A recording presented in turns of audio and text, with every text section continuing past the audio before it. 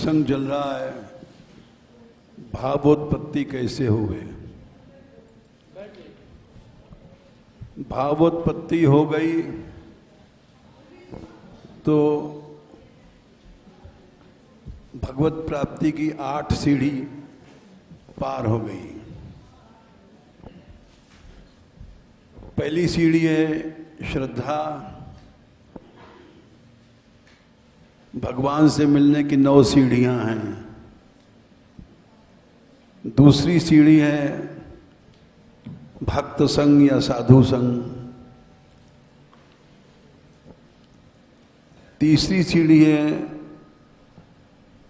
संतों के पास, भक्तों के पास जाकर के भजन क्रिया सीखता है, ये तीसरी सीढ़ी है।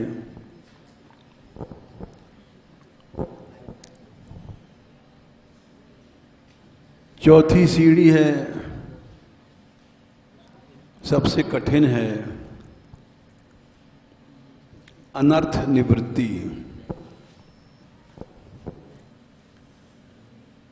अनर्थ क्या है? अर्थ भगवान है और उससे जो दूर करता है वो अनर्थ है।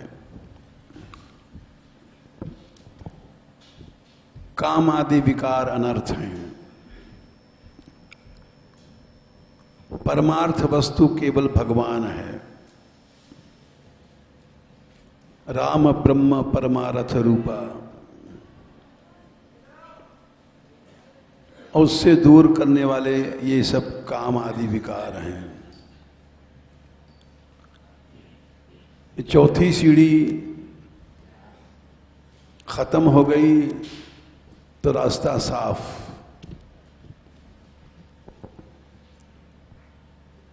फिर निष्ठा हो जाती है, 5वीं सीढ़ी, निशेषण तिष्ठति, गड़ गया, अब वो नहीं गिरेगा क्योंकि अनर्थ चले गए। ये 5वीं सीढ़ी है। निष्ठा होने के बाद 6वीं सीढ़ी है रुचि।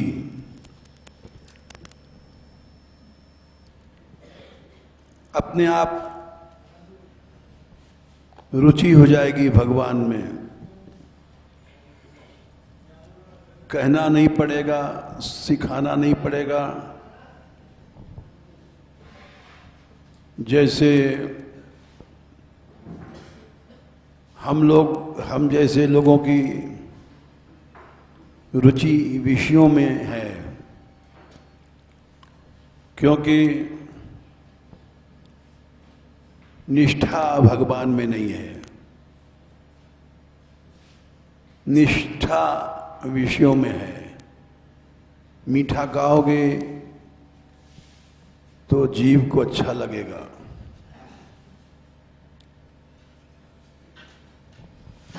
रुचि जब भगवान में हो जाती है। एक पद है विनय पत्रिका का कि भगवान में अगर रुचि हो जाएगी तो सब लड्डू, पेड़े, बर्फी, गुलाब जामुन सब फीके लगेंगे। जो मोहे राम लागते मीठे, भगवान मीठे लगेंगे तो षटरस नवरस और सबई रस सो लब सब लागते सीठे।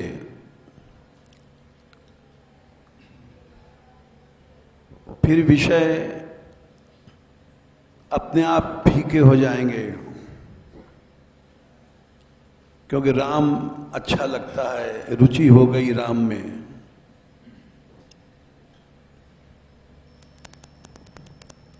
ये अब तक विषयों में रुचि थी, अब भगवान मीठे लगे, आस्वाद मिल गया, तो संसार के जितने रस हैं वो सब फीके लगेंगे। लाओ पुस्तक हम देख लेंगे, तुम्हें दे लगती है।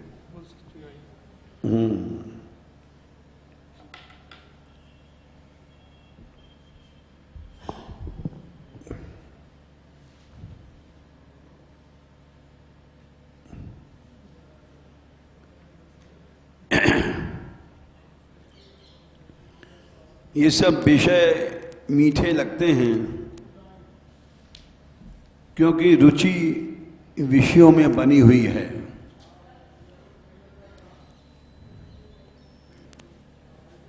जो मोहि राम लागते मीठे, तो नवरस, नवरस में श्रृंगार, हास्य, करुण, वीर, बीभत्स, ये सब रस आ गए। हास्य रस, हंसना, बोलना, ये सब फीका लग जाएगा। नवरस में पहला रस श्रृंगार, श्रृंगार रस फीका लग गया। अनरस और जितने रस हैं वह जाते सब सीठे, क्योंकि रुचि हो गई भगवान के नाम में। और वंचक विषय विविध तनुधरी अनुभवे सुने अरु ढीठे, ये वंचक विषय हैं, अनर्थ हैं, ठग लेते हैं, परमार्थ रूपी धन को हर लेते हैं। अनुभवे सुने और डीठे, जितना भी अनुभव किया हमने आज तक संसार में, वो सब झूठे थे या जानत हो हृदय आपने, सपने न अघाय उबीठे। सपने में भी इनसे तृप्ति नहीं भई, जागते समय तो क्या होगी, जागते समय बर्फी का थाल आ गया तो मुंह में पानी आएगा ही आएगा। सपने में भी ये पदार्थ, यहां तक कि सपना हम भी देखते हैं कि श्री जी के मंदिर में गए, खीर की पंगत हो रही तो हम भी बैठ गए, खीर खाने लग गए। जागते, सपने में भी, सोते, ये विषय छोड़ते नहीं हैं। मनुष्य सपना भी देखता है तो इन विषयों का देखता है। तुलसीदास प्रभु सो एक ही बल बचन कहत ढीठे। मैं ढिठाई से एक बात कह रहा हूं, नाम की लाज राम करुणा करके इन दिए कर चीठे। रजिस्ट्री करके भगवान ने, जिसने आपका नाम लिया उसको विषयों से छुट्टी मिल जाती है। केवल नाम के प्रभाव से। तो ये छठवीं सीढ़ी रुचि विषयों में समाप्त हो गई और भगवान में आ गई, क्योंकि निष्ठा हो गई। निष्ठा कब भई? जब अनर्थ चले गए, चौथी सीढ़ी पार हो गई। चौथी सीढ़ी पार नहीं होती है तब तक ये अनर्थ किसी न किसी रूप में गिराता रहता है, खींच के पटक देता है। जैसे हमने उदाहरण दिया, सुग्रीव भगवान से मिलने की मित्रता के बाद भी वो भोगों में फंसे, राम से अग्नि की साक्षी करके मित्रता हनुमान जी ने कराया था। जैसे अग्नि को साक्षी करके ब्याह होता है, दूल्हा दुल्हन को वर्ण करता है,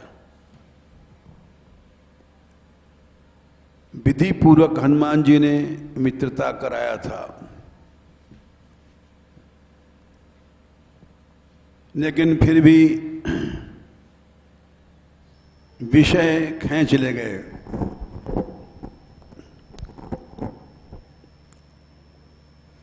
उसके बाद उस भय से उनकी आसक्ति दूर हुई।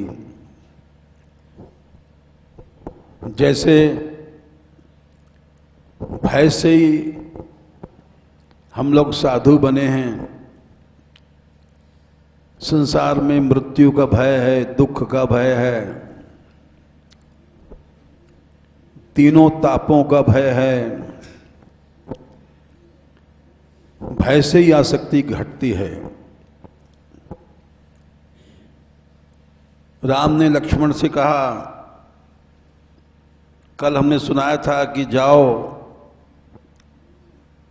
भय दिखाओ, भय दिखा करके लाओ। तो लक्ष्मण गए और भय दिखाया कि सारा नगर हम जला देंगे।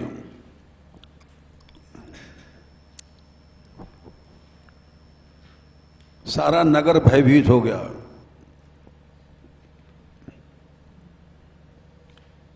और उनकी आसक्ति छूटी डर के कारण।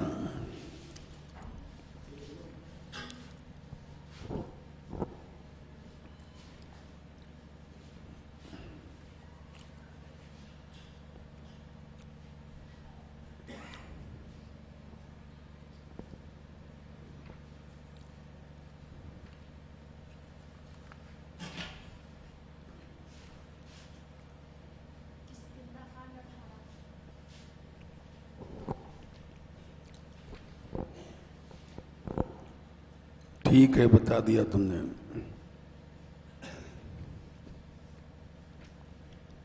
किष्किंधा कांड 18। भय दिखाई ले आवहु, तात सुखा सुग्रीव। भय से आसक्ति छूटती है।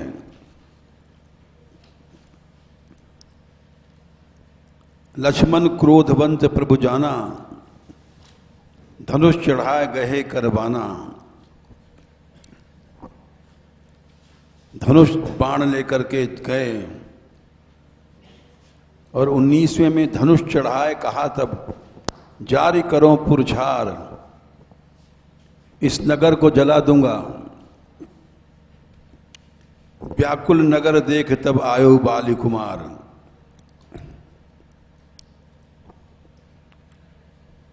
उसके बाद जो भगवान के शरण में जाते हैं, आसक्ति एक अनर्थ है।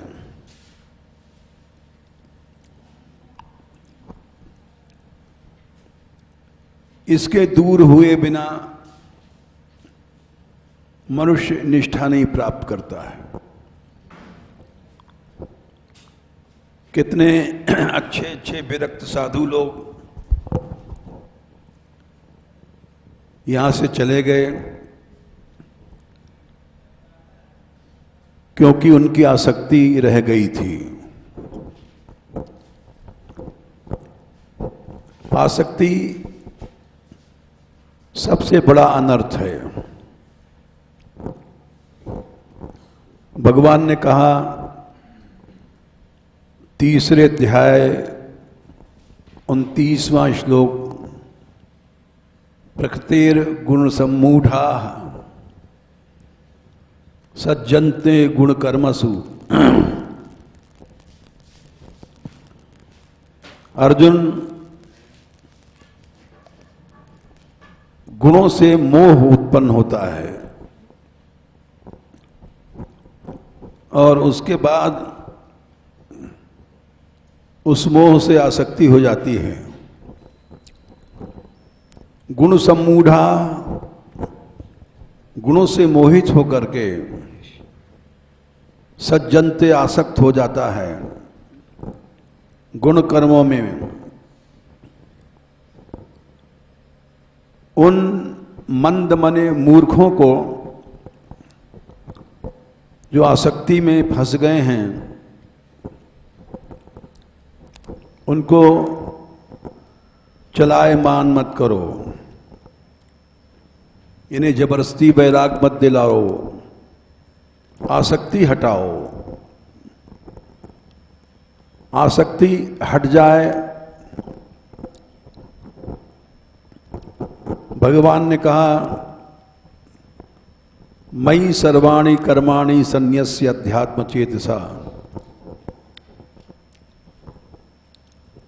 बड़ा महत्व का श्लोक है। निराशीर निर्ममो भूत्वा युध्यस्व विगतज्वरा। जीव गोस्वामी जी ने एक जैव धर्म लिखा है, उसमें सबसे बड़ा नामापराध अहंता ममता को बताया है।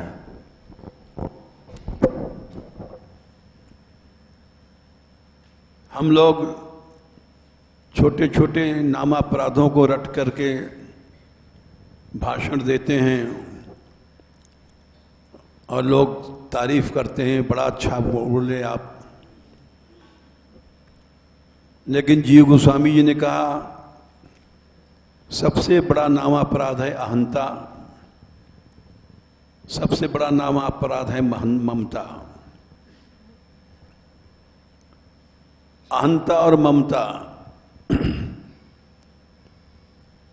ये नामापराध कराते हैं। जय विजय वैकुंठ लोक में सनकादिक गए थे, तो उन्होंने द्वारपाल के नाते उनको रोका, सनकादिक को ठीक किया। लेकिन रोकने के ढंग उसमें अहंता आ गई थी। कठोरता से रोका,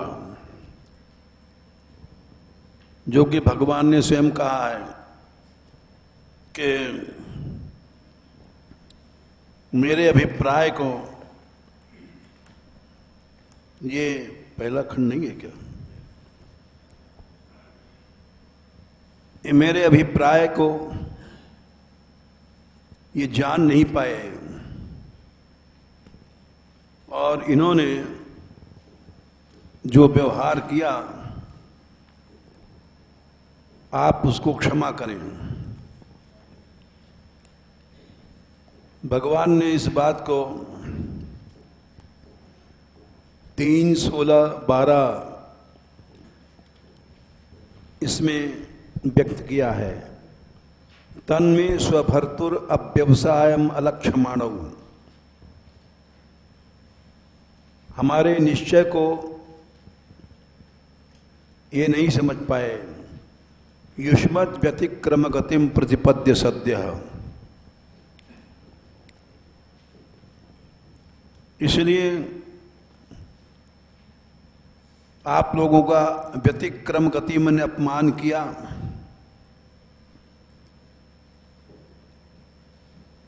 तो इसके लिए आप कृपा करें। ये भगवान का शील है।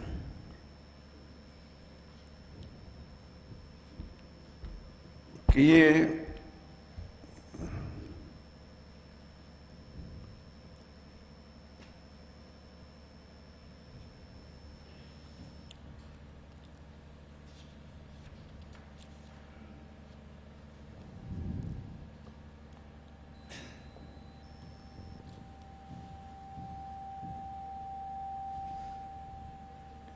ये जब चारों गए थे तो उन्होंने वेत्रेण चास खलताम 3:15-30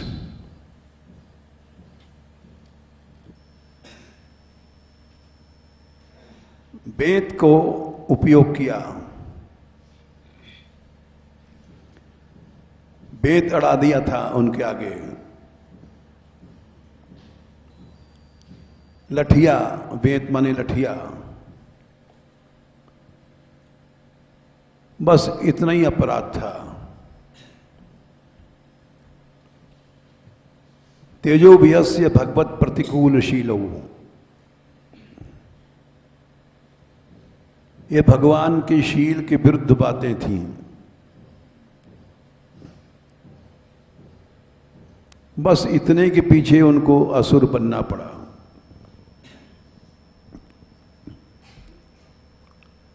ये अहंता थी कि हम द्वारपाल हैं। सेवा भी मनुष्य को बड़े हिसाब से करनी चाहिए। भगवान ने इंद्र से भी कहा था 10वें स्कंद में ये बात कहा है, 25वें या 26वें अध्याय में, कि तुम स्थिताम स्वाधिकारेषु मानव स्तंभ वर्जितः।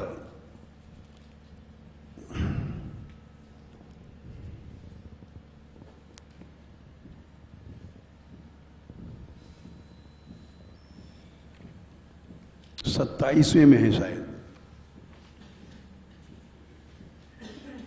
इंद्र, हमने तुमको इंद्र बना दिया है? हाँ, गम्यताम 27 का 17, शक्र भद्रम वह क्रियताम मेनुशासनम स्थिताम स्वाधिकारेषु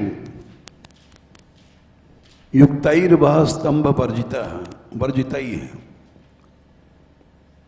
स्तंभ माने ऐंठ, जैसे खंबा होता है वो झुकता नहीं है। जिस आदमी में ऐंठ है वो सेवक नहीं हो सकता। स्वामी ने कहा पानी लो, लाओ जी, ऐसा नहीं बोलना चाहिए। शील गुण के साथ बोलना चाहिए। इससे भगवान वश में हो जाते हैं। भगवान का वाक्य है, अधिकार सेवा का मिला है, उसमें स्तंभ नहीं होना चाहिए।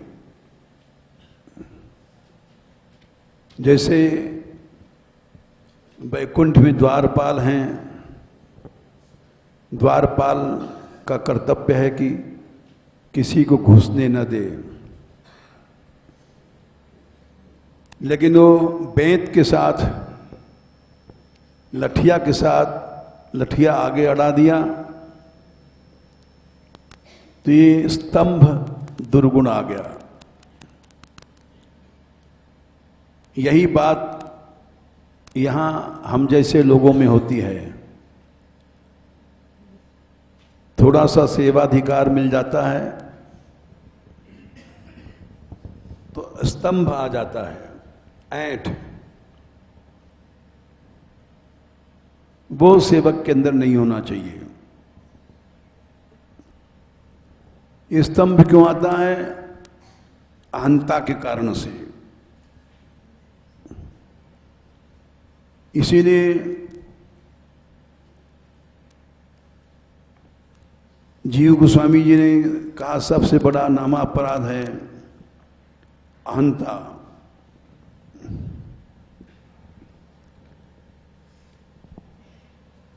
ये अनर्थ है, सबसे बड़ा अनर्थ है। ये पूर्ण दैन्य आ जाए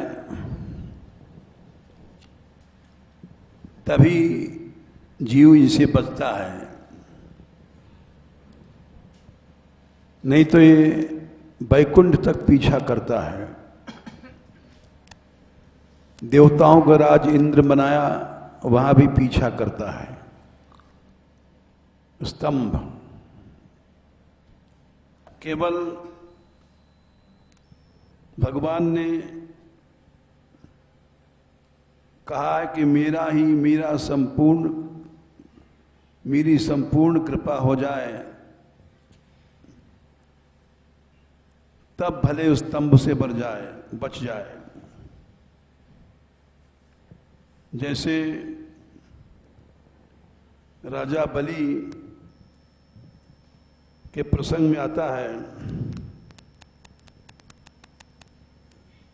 कि राजा बलि को बांध दिया भगवान ने वारुण पाश से। तीनों लोक का दान लेने के बाद तो ये ब्रह्मा जी ने कहा 8, 22, 23 शंका किया कि आपने क्या किया। यत् पादयो अषठधी सलिलम प्रदाय दूर्वांकुरैरपि विधाय सतीम सपर्याम। आपके चरणों में सलीलम कोई एक लोटा पानी चढ़ा देता है, या दूर्वा कहें, दूब घास फूस चढ़ा देता है, तो भी उसको उत्तम गति मिल जाती है। और इसने तो तीनों लोग का दान किया और अविक्लव मन से दान दिया, तो इसको इतना कष्ट क्यों मिल रहा है। कथम आरतिम रिच्छेद। तो भगवान ने कहा मैंने जानबूझ के किया। 24, 8, 22, 24 ब्रह्मन यम अनुगृहणामि। मैं जिस पर दया करता हूं तद विशो विधनोम्यहम, उसका धन छीन लेता हूं। बोले क्यों? न रहेगी बांस न बजेगी बांसुरी। गोपियों ने कहा इन बांसों को काट डालो, इसी से बंसी बजती है। वही बात भगवान कह रहे हैं, जब पैसा ही नहीं रहेगा तो पैसे से मद जो उत्पन्न होता है होगा ही नहीं। यन्मदः पुरुषः स्तब्धो लोकम माम चावमन्यते। पैसे के मद से ही पुरुष में ऐंठ, स्तब्ध मने स्तंभ भाव,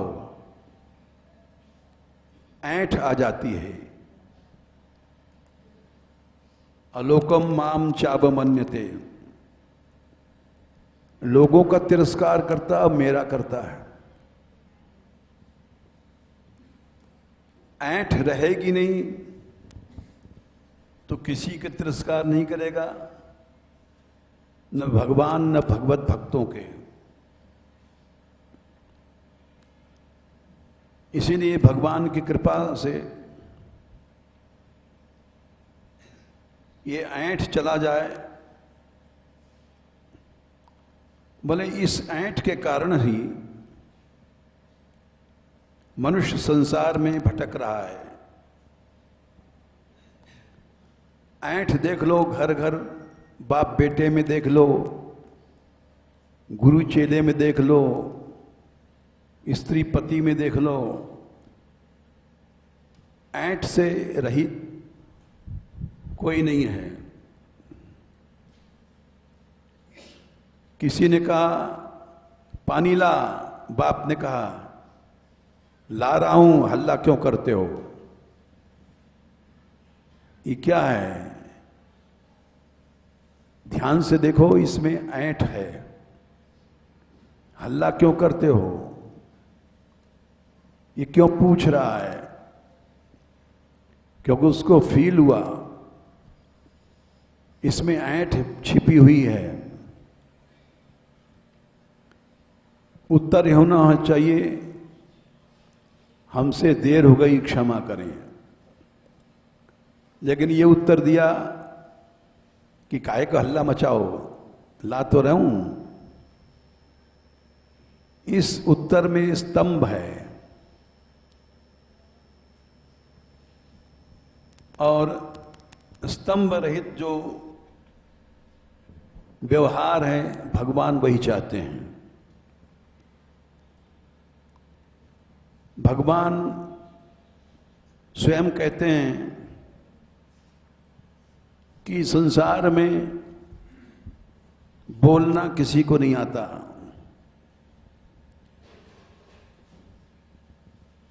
भगवान के शब्दों में देख लो,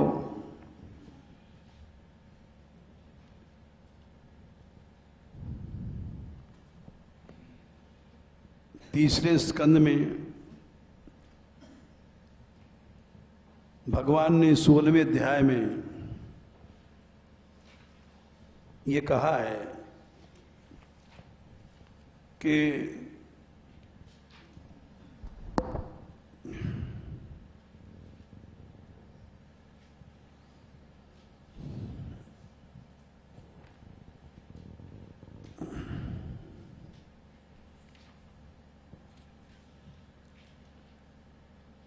तीन 16-11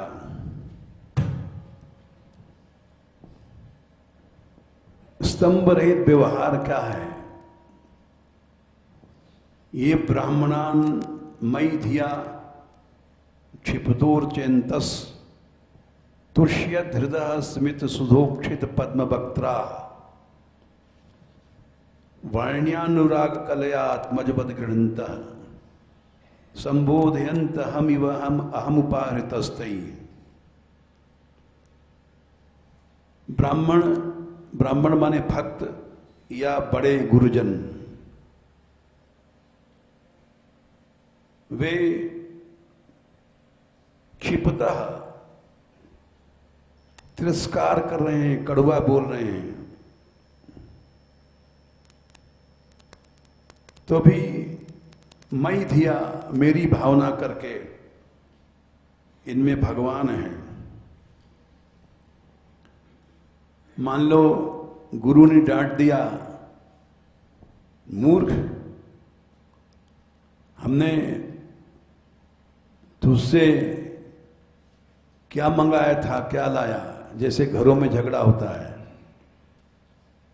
स्त्री कहती है आग लगाए, फूल गोभी मंगाया, बैंगन उठा लाए। ये नाटक घर घर होता है। अपनी रुचि की चीज नहीं आई तो खीज आ गई।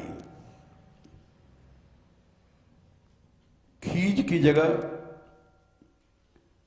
स्मित मुस्कुरा करके अमृतमयी मुस्कान से देखो। ऐसा नहीं कहना चाहिए कि फूल गोभी मंगाई, बैंगन लाए, तुम्हारी अकल मारी गई। मुस्कुरा करके अमृतमयी वाणी से बोलो कि आप जो कुछ लाए बड़ा सुंदर है, यदि फूल गोभी लाते तो और अच्छा होता। बात वही है, कहने का ढंग। एक शब्द में कड़वापन है, एक शब्द में मीठापन है। बात एक ही है। माता जी प्रणाम किया माँ को जाकर के, माता परमेश्वरी, ये भी बात सही है। और मेरे बाप की लुगाई ये भी बात सही है। लेकिन बात सही होने के बाद भी एक में कड़वापन है, स्तंभ है, एक में मीठापन है। तो माता परमेश्वरी कहा जाएगा तो माता प्रसन्न होगी, और बाप की लुगाई कहोगे तो निश्चित है नाराज हो जाएगी। तो भगवान ने कहा क्षिपतः अपमान कोई कर रहा है तो चेहरा उदास मत करो, स्मित मुस्कुरा करके अमृतमयी ईक्षण दृष्टि से,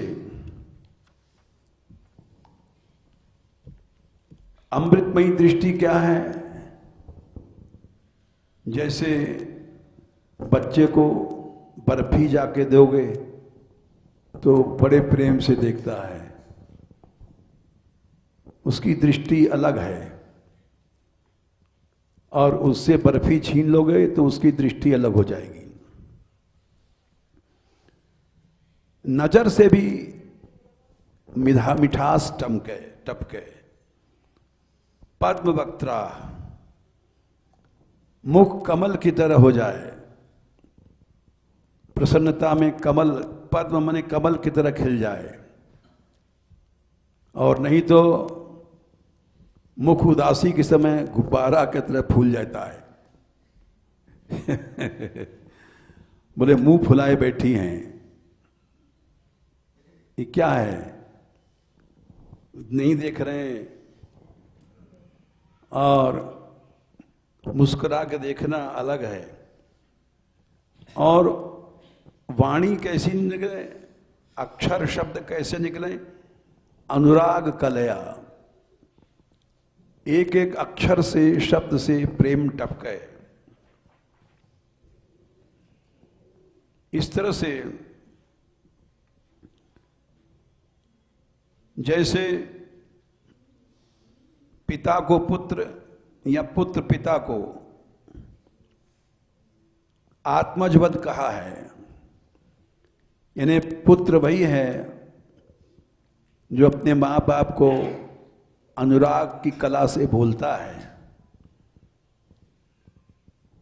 और पिता भी वही है जो अनुराग की कला से बोलता है। ऐसा नहीं कि सर हमने तो आए लिए पैदा कियो।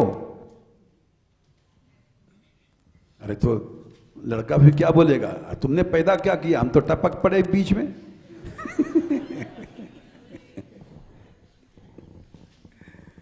तो ये दोनों पिता पुत्र दोनों ही अनुराग की कला से अहीन हैं।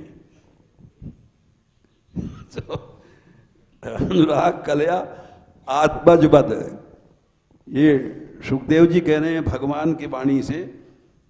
आत्मज मन पिता व पुत्र दोनों को भी अनुराग की कला से जैसे संबोधन कहता है, तो बड़े जोर की बात कही है भगवान ने। अहम माने मैं भी ऐसा करता हूं। जैसे भगवान ने नीचे किया है, आप कृपा करो, मेरे ऊपर कृपा करो। 12वां श्लोक 3:16-12, मेरे ऊपर कृपा करो, ये हमारे पास फिर बेचारे वापस लौट आ जाएं। ये अपना उदाहरण दे रहे हैं कि मैं भी ऐसा करता हूं। इस शैली से भगवान को जीत लोगे। अहम उपाहृतः, उपाहृत माने खींच करके मुझे पकड़ लोगे। आहृत माने लाया गया, मुझे वश में कर लोगे। भगवान को वश में करना है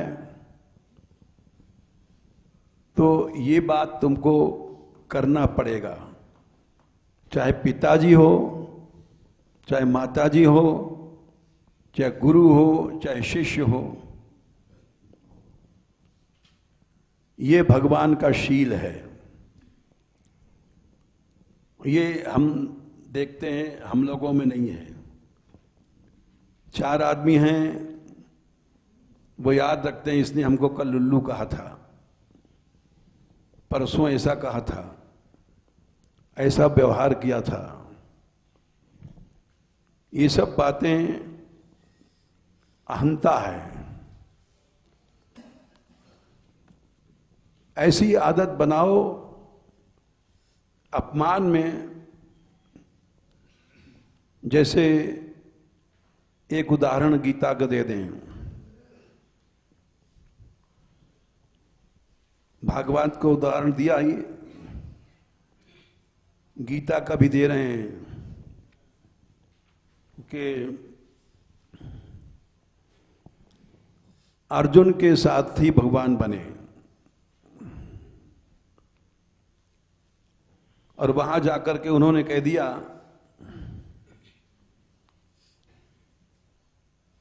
कि मैं युद्ध नहीं कर सकता हूं।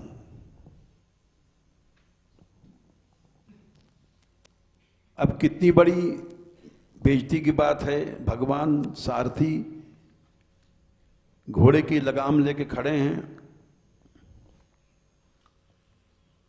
युद्ध क्षेत्र में, धर्म क्षेत्रे कुरुक्षेत्रे संवेता युत्सवः, और युद्ध क्षेत्र में खड़े हैं। वहां वार्तालाप, बातचीत हो रही है। पश्येताम पांडुपुत्राणाम, परिचय बताया जा रहा है। शंख बज गया, प्रवृत्ते शस्त्र संपाते, शस्त्र उठा लिया सबने। तब बोले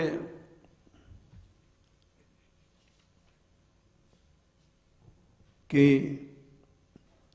महाराज सीदंती मम गात्राणी,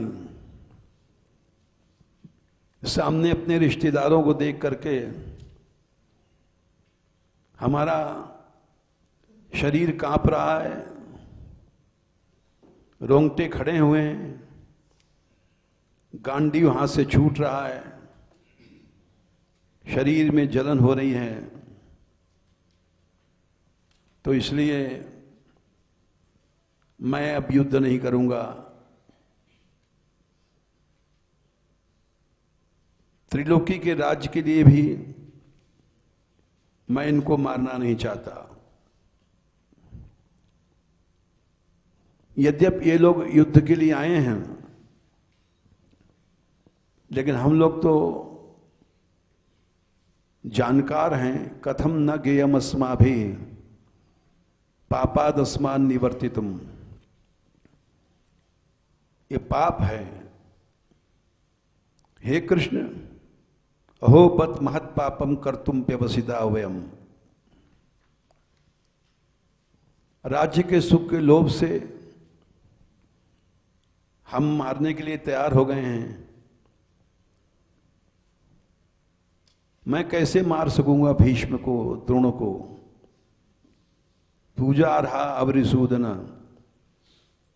भिक्षा मांग के खा लूंगा, घर घर टुकड़े मांग करके।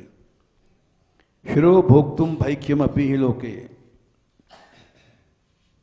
और इस तरह से राज्य को जीत करके खून से भीगे भय मैं राज्य को भोग नहीं करना चाहता। और पृथ्वी का राज तो क्या, इंद्रलोक का भी राज मिल रहा है। नहीं प्रपश्यामि ममापनुद्यात् एवं वित्ता ऋषिकेशम 2/9। मैं युद्ध नहीं करता हूं। अब कितनी बड़ी बेइज्जती भई भगवान की। द्वारकाधीश होकर के सारथी बने, नौकर बने, सारथी पांव के नीचे बैठता है और युद्ध में इतना जोर का शब्द होता है, तो बंदूकें, तो लिखा है वहां अगर कहा जाए आगे रथ चलो तो सुन नहीं पाएगा, पीछे लौटा लो सुन नहीं पाएगा। तो जो रथी होता है वो सारथी को ठोकर मारता है पांव से पीठ की ओर, इशारे होते हैं तो मतलब आगे चलो। पीछे लौटाना है तो पांव से पेट पर या छाती पर धक्का देता है पीछे की ओर।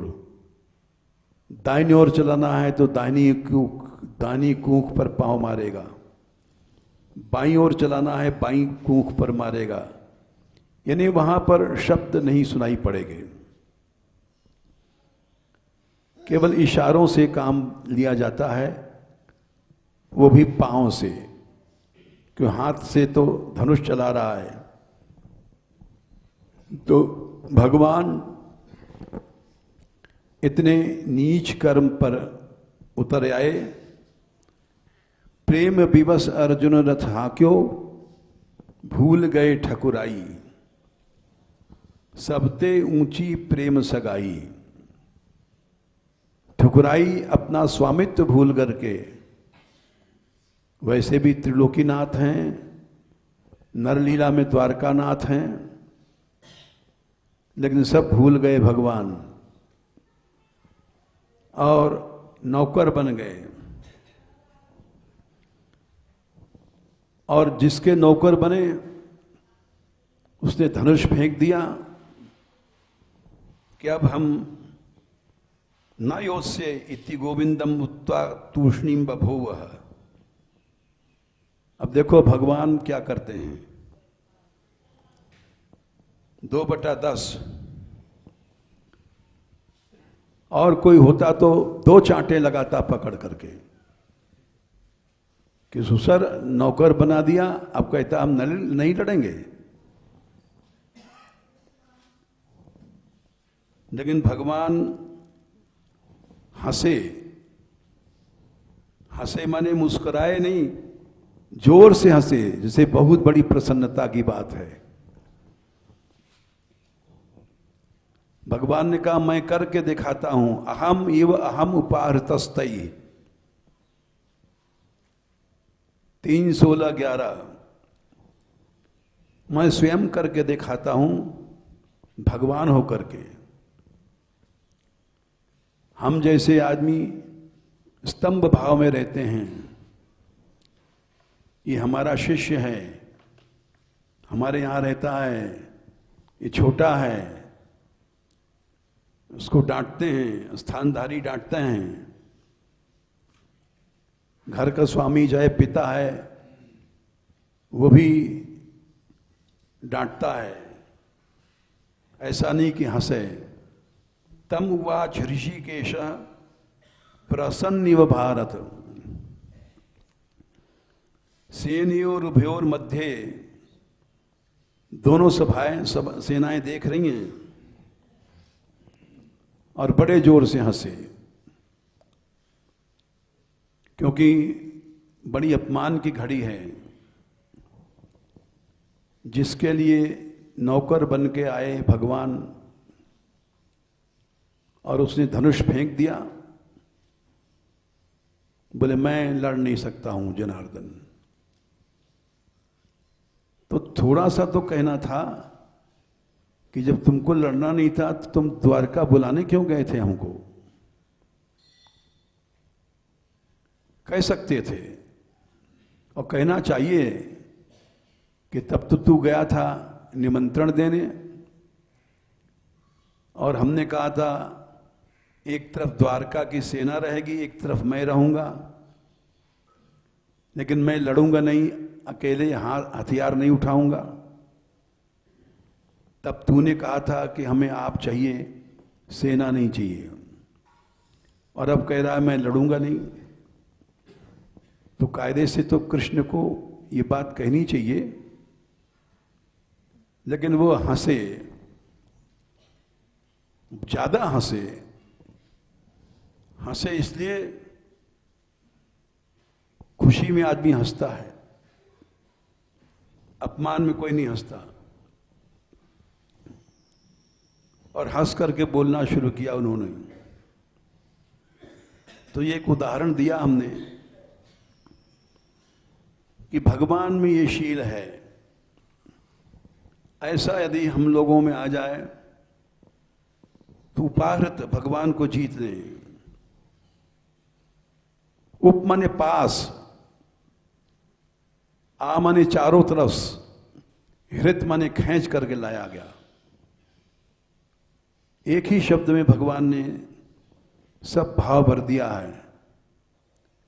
ऐसा जिसका स्वभाव बन जाए वो 24 घंटे मुझे अपने वश में पाएगा। 24 घंटे।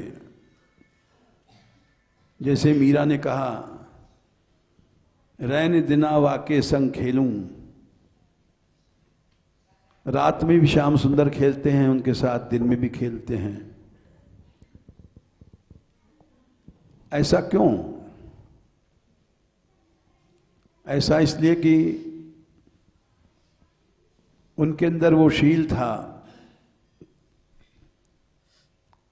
मिलने गई जीव गोस्वामी से, अपमान हुआ।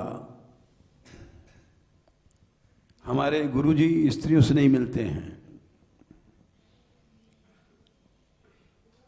आप भीतर नहीं जाओ।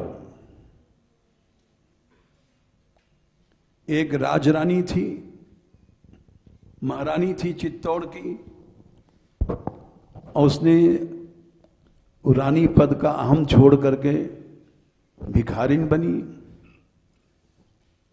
उससे बड़ा विरक्त कौन होता है? और उसको एक साधु रोक रहा है, तुम नहीं जा सकती हो, स्त्री हो।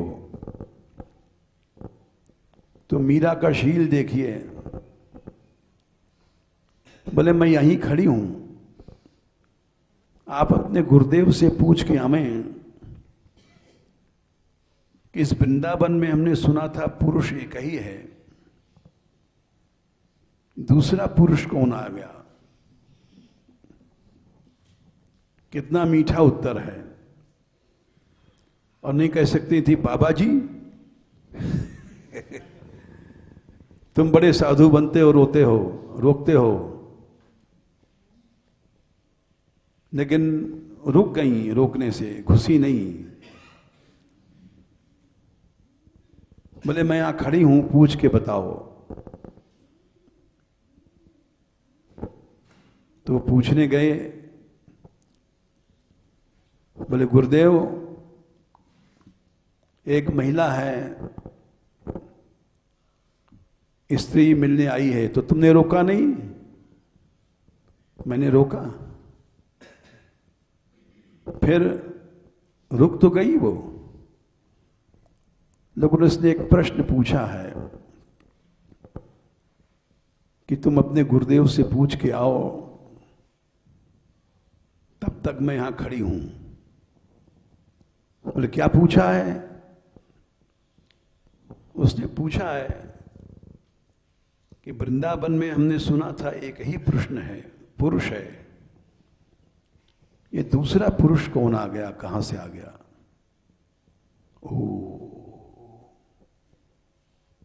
महाराज करोड़ों गोपियां थीं, पुरुष तो एक ही था। सत्य कहा उसने।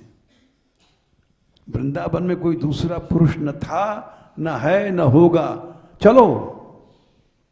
जीव गोस्वामी दौड़े, आकर के साष्टांग प्रणाम किया। समझ गए इसके अंदर भक्ति है। सच्ची भक्ति का यही रूप होता है। और नहीं को साधारण स्त्री होता, चल मोढ़ा, रोक रहा है। कठोर शब्द बोल सकती थी। तो इसलिए अहम उपाहृतस्तयी, भगवान बोले बोलना सीखो, स्तंभ भाव नहीं आना चाहिए। जाने कितने लोग यहां आए और इस स्तंभ भाव के कारण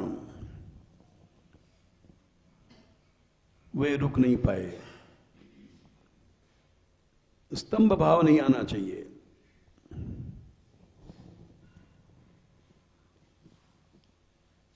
ये वैकुंठ में भी पहुंच करके छोड़ना पड़ेगा।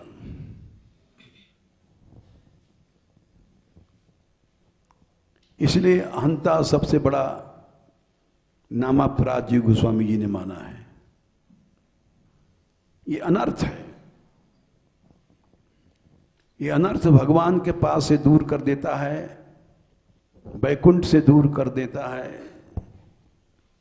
सब जगह से दूर कर देता है। हमारे यहां मानगढ़ में जाने कितने लोग आए, अच्छे अच्छे लोग थे, स्तंभ भाव के कारण चले गए। समझ नहीं पाते लोग। वाण्यानुराग कलया, अनुराग की वाणी से बोलो। प्रेम टपके, इसका उदाहरण भी दे देते हैं। भृगु ने एक लात मारा, भगवान शयन कर रहे थे, आंख बंद थी, कोई अपराध नहीं, कुछ नहीं, जाके एक लात मारा जोर से।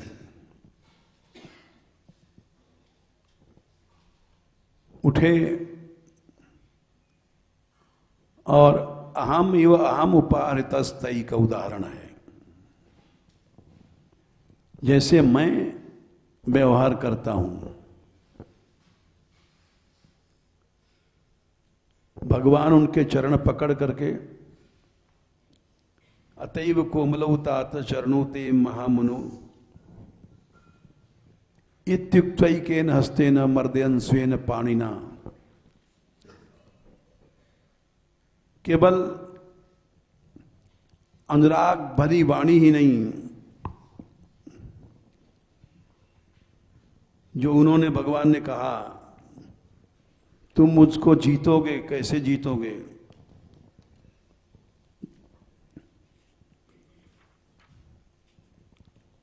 आत्मजवज, जैसे बेटा बाप को या बाप बेटे को मनाता है,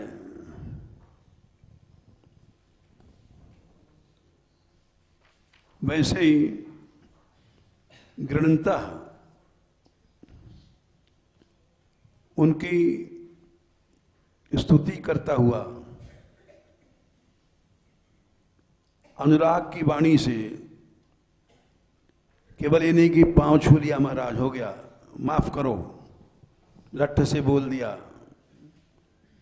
और कह दिया हमने तो माफी मांगा था इनसे, लेकिन ये बोले नहीं। ग्रंथ स्तुति करो।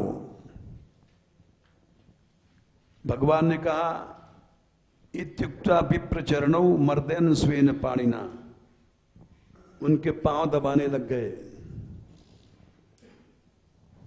ये है भगवान चाहते हैं ऐसा स्वभाव बन जाए। तृणादपि सुनीचन इसको कहते हैं। दैन्य नहीं है हम जैसे लोगों में, तो यह अनर्थ है। अनर्थ नहीं जाता है, भगवान से अलग कर देता है, उसी को अनर्थ कहते हैं। राधे